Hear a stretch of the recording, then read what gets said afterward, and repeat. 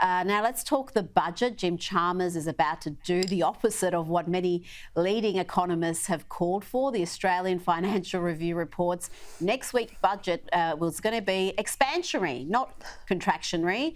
And the Treasury is planning bigger budget deficits over the next 4 years than those forecast just 6 months ago, Prue. And that means the budget's not going to do much to contain inflation. In fact, you could say it's going to add inflationary pressure and therefore interest rate pressure.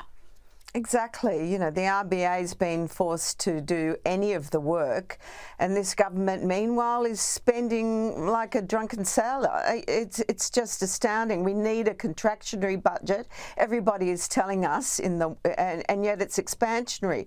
We're pledging millions of dollars. I mean, look at the what was it, 40 million spent on an ad campaign promoting, you know, the tax cuts by this government. I mean, how dare they spend our money? 40 million bucks, God, what could that have done to hospitals if they were going to spend the money, or to schools?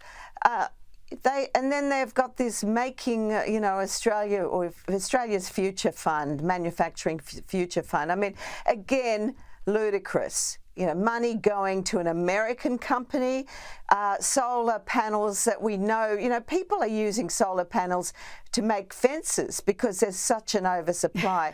I mean, this government has lost the plot, and we know it's typical Labor. All they know is how to spend, and in the lead up to the election, that's what they're going to do. The big bicky's out to try and con people, and people fall for it. Well, on the topic of big spending, they've taken a leaf out of Joe Biden's playbook. The Albanese government is appealing to younger voters. They're not forgiving student loans, Prue, but they are cutting the indexation rates on university loans, the HECS payments. So that's going to deliver a $1,200 saving for the average person who has a HECS debt. Prue, that's another $3 billion in the budget. It's not a small amount. It's not a small amount, but if it means that some of these kids are going to vote Labor or not vote Green, which is probably part of the equation, then they don't care about running up this debt. And as you say, it's not going to forgive the debt. What it's just doing is stopping them having to pay them what they would have been paying a bit more, you know, because it's linked to the CPI and not the wages price index. So, look, we all would love the kids to not have any HECS debt, but sadly, Australians can't afford to be, you know, subsidising student university degrees, and that's the problem. So it's again smoke and mirrors from the government. It's like the $275 energy price discount. We all know that they love telling lies, but it's a great headline and people fall for it. They don't worry about reading the detail. And yeah, that was the front page of the dailies yesterday, that HECS largesse. Let's talk about Qantas. Their Phantom flight saga has finally had a resolution.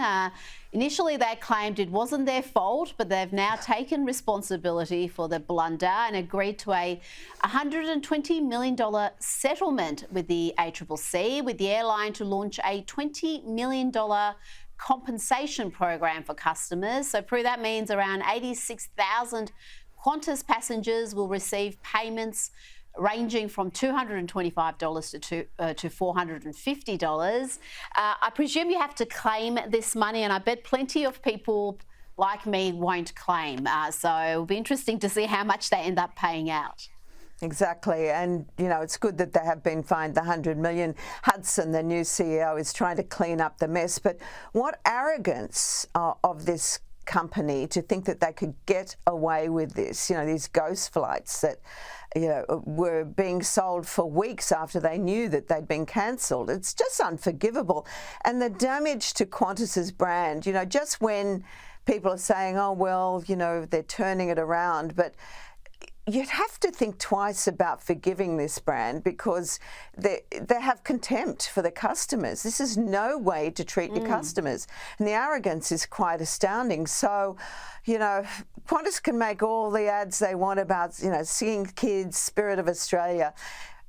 the spirit of Qantas is really questionable, and that's something that it's going to take years for them to overcome and rebuild. Well, I flew them yesterday, and of course, as soon as you land, you get those unwelcome political messages around acknowledgement of country. They have not learnt their lessons there. We know they were very much part of the Yes campaign for the race-based referendum, and despite the fact that 61% of us voted no, they're persisting with this activism and shoving it down their passengers' throats, but you have very little choice in this country when it comes to airlines. Now, let's go to this story. I can't wait to hear your take on this. A report from the Adelaide Advertiser about a South Australian police officer who identifies as a cat. Thankfully, only when he's out of police uniform. This hasn't made it into his official duties. He's part of the furry subculture. The officer, reportedly in his late 20s, is based at an Adelaide station. Prue, identifying as non-binary, I guess that's very old now. That's very 2023. It's all about the furries. Well, clearly, I mean, what I'm concerned about is what is he going to do when he confronts a cat burglar?